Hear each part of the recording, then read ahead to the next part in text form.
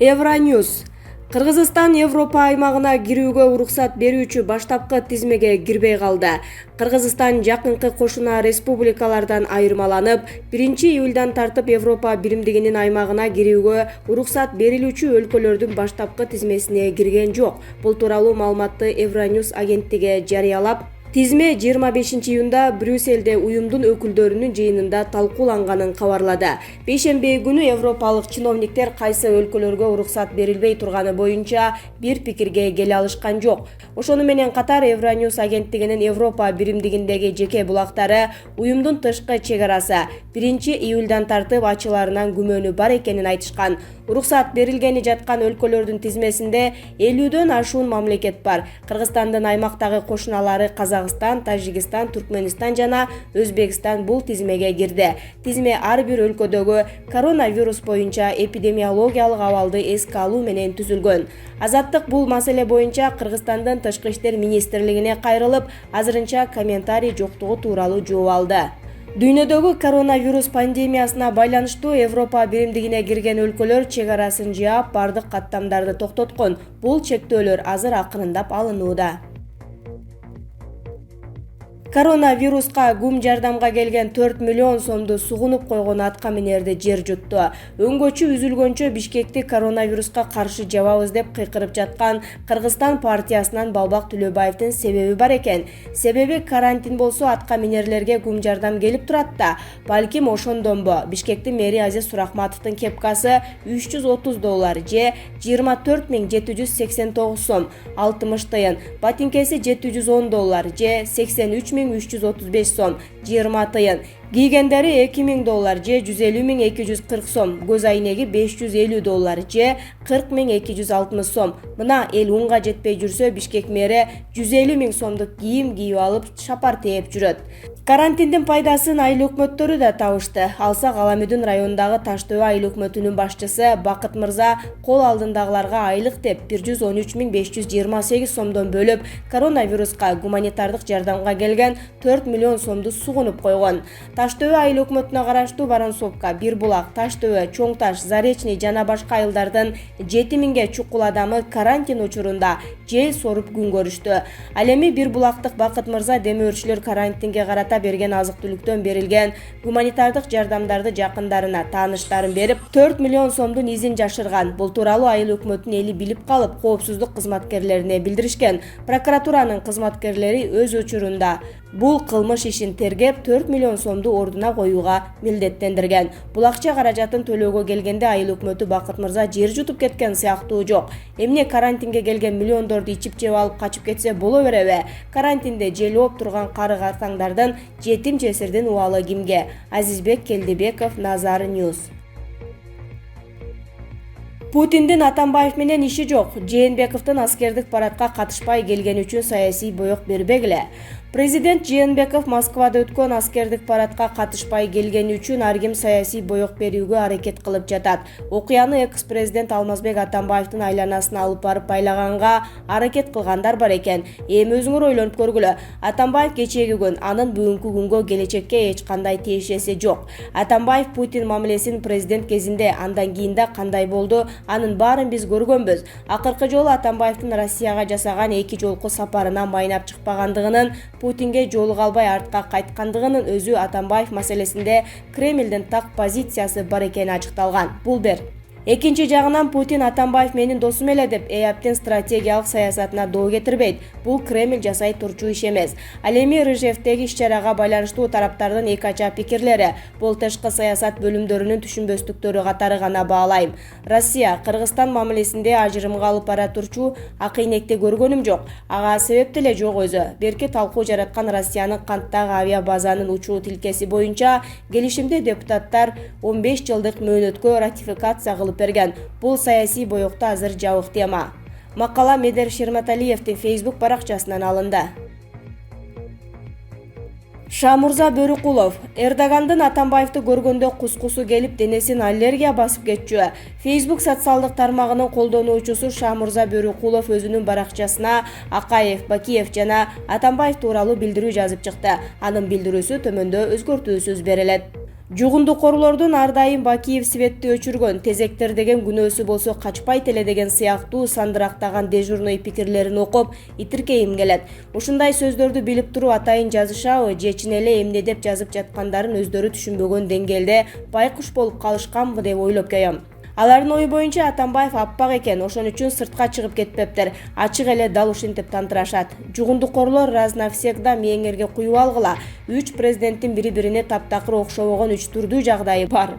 Акаев революциядан кийин өлкөнү таштап чыгып кетпесе деле болот эле. Өзүнүн көлөкөсүнөн өзү коркуп эле качып кетти. Себеби Акаевди кетиргенде чыныгы элдик революция болгон. Көчөгө кары жашы, эркек аялы дебей тегиз чыгышкан. Эгер ошондогу видеону таап көрсөңөр, элдин арасында мектеп окуучулары да жүрүшөт. Адамдардын колунда куралды айтпа, жөнөкөй таяк деле жок эле. Митинг бүткөндөн кийин эч ким эч жерди талкалабай, тонобой, өрттөбөй, ошол эле маалда милицияны, жоокерлерди токмоктобой, маданияттуу түрдө үйлөрүнө таркашкан. Акаев качпаса деле аны бир адам чекесинен чертпейт эле. Бакиевде таптакыр башкача жагдай болуп жатпайбы? Бакиевге калың кыргыз элдин эч бир нааразычылыгы болгон эмес. Өзүн оппозиционер деп эсептешкен убактылуу өкмөттүн шакалдары менен бир уч трайбалисттердин тобу куралданышып, алдынан чыкканды талкалап, өрттөп, солдаттары токмоктошуп, куралдарын тартып алып ак үйгө барышып жатпайбы? Эгер Бакиев чыгып кетпесе, анда анын акыбалы эмне болушу мен жазбасам деле ар бир акылы ордунда адам элестетип алат. Эч бир күнөөсү жок, милдетин аткарып жаткан жоокерлерди сабаган акмактар. Бакиевди аяп коюшат беле. Кангантиевдин да акыбалын көргөнбүз, кандай болгонун. Мына ошол көчөдөгү сандалган жапайы дармаеттерди бүгүн баатыр деп жүрүшөт. Бир айтып кое турган нерсе, Бакиев качып кеткен эмес. Путин, Назарбаев экөө Бакиевге телефон чалышып, Курманбек Салиевич, эгер чыгып кетпесеңиз, региондор аралык согуш чыгып кетет дешкени үчүн элди ойлоп чыгып кеткен. Антпегенде түштүк эли Бакиевди коргоп алганга күчү духу жетет эле. Ансыз деле Бакиев кеткенден кийин убактылуу өкмөттүн шакалдары согуш чыгарышты. Менге де биз түштүк кыргыздар Бакиевди колдогонубуз үчүн убактылуу өкмөт бизден өч алуу максатында улуттар аралык согушту атайын баштаганбы деп ойлоп коем. Бакиевди Назарбаев менен Лукашенко мен өлкөмө кел дешип, адамгерчилик, урмат менен чакырышкан. Бакиев менен жугундукорлордун алыс болоюн деп Белоруссияны тандаса керек. Ал эми Атамбаевка келсек, Атамбаев аппак үчүн эмес, аны бир да мамлекет кабыл албай койду. Эч ким чакырбаса, каякка барат? Ата тегиниз деп Коконго барабы? Журт атабыз деп сыйлашкан, өлгөндө жер жаңыртып өңгүрө ыйлашкан өзбек туугандар Каримовду Атамбаев эмне дегенин алигиче айтып жүрүшөт. Ошондуктан Өзбекстанга өлсө да бара албайт. Назарбаевка келсек, аны аксакал деп сыйлап койбой, казактарды 30 жыл башкарган президент экенине карабай, дүйнө жүзүнө угузуп, Назарбаевдин жүргүзгөн саясатын сындап, эмнелерди айтпады. Ошондон кийин казактарга басып барсынчы, шешесин чым коргондон көрсөтүп коюшат болчу. Эрдоган болсо Атамбаевди көргөндө кускусу келип, денеси аллергия басып кетчү экен. Ал эми Орусияга болсо эч нерсеге жараксыз, эч кимге пайдасы тийбеген адамдын кереги эмне? Акаев окумуштуу үчүн Орусияга батты. Атамбаевден эмне толк? Ушагын жалгандарын угуп, подлый мамилесин көрүш үчүн чакырсынбы? Ансыз деле артынан 5-6 куйругун ээрчетип, канттагы базадан учуп Орусияга барды эле, кайра эле шымына чечип коюп, апасынан келтек жеген баладай шөлбүрөп кайра келишти. Силер айткандар зор адам болсо Путин алып калат эле го. Атамбаевиңер башынан аягына чейин, атүгүл тырмактарынын учуна чейин кылмышка батып олтурса, Атамбаев жакшы иштеген, күнөөсү жок үчүн өлкөдөн чыгып кетпеди деп башын жоготуп койгон маңкурт адамдын сөзүн сүйлөйсүңөр. Как будто биз билбей, көрбөй калгансып. Жугундукорлор, силердин ички дүйнөңөрдө, мээңерде коронавирустан да жүз эсе коркунучтуу болгон трайбалист деген айыкпас кесел каптап калган. Айыгып кетишиңерге көзүм жетпейт, себеби бул кеселдин дабасы жок дейт Шамурза Бөрүкулов жазып чыкты. Булак Назар Ньюс. Кыргызстандын тышкы карызы кайсыл президенттин тушунда көбүрөөк өскөн? Кыргызстандын тышкы карызы 2020 жылдын 30 апрелине карата 3 миллиард 952 миллион АКШ долларын түзгөндүгү тууралуу Кыргыз Республикасынын каржы министрлигинин отчетунда белгилүү болду. Кыргызстандын эгемендикти алган 30 жылдык тарыхында өлкөнү башкарган президенттердин ичинен кимисинин тушунда тышкы карыз көбүрөөк өскөндүгү туурасындагы маалыматтарга кызыгып көрсөк, төмөндөгүдөй экен. Мисалы, Акаев башкарып турган учурда тагыраагы 1992 жылы Кыргызстан биринчи жолу 4,97 миллион АКШ доллар Кытайдын экспорттук импорттук банкынан алынган экен. Кытайдын Эксим банкы бүгүнкү күнгө чейин Кыргыз Республикасынын эри кредитору болуп саналат. Анын үлүшүнө Кыргызстандын жалпы карыздарынын 45% туура келет. Мындай алынган акчалар негизинен инфраструктуралык долбоорлорго жумшалары белгилүү. Кыргызстанга берилген карыздын дээрлик жарымы жолдорду оңдоп түзөө, реконструкциялоо жана курууга жумшалган. Ошондой эле белгилүү бир бөлүгү өлкөнүн бюджетин колдоого жана энергетика тармагына жумшалган.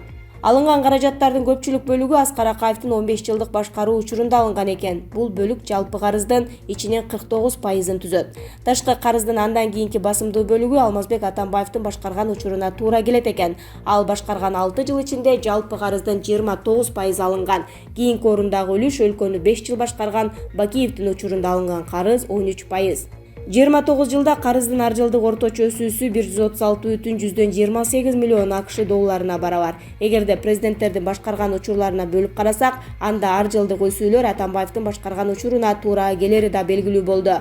Бул орточо алганда жылына 187,85 миллион АКШ долларын түзөт.